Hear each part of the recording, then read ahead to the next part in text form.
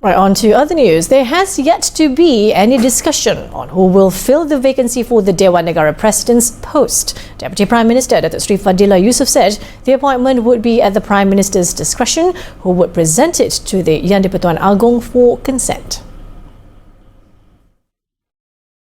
Nanti untuk jadi itu belum dibincangkan, tapi yang tu di bawah budi bicara yang Berhormat Perdana Menteri, dan untuk dipersembahkan pada Yang di-Pertuan Agong untuk diputuskan. Siapa belum tahu lagi, daripada parti mana ataupun negeri mana pun kita belum tahu.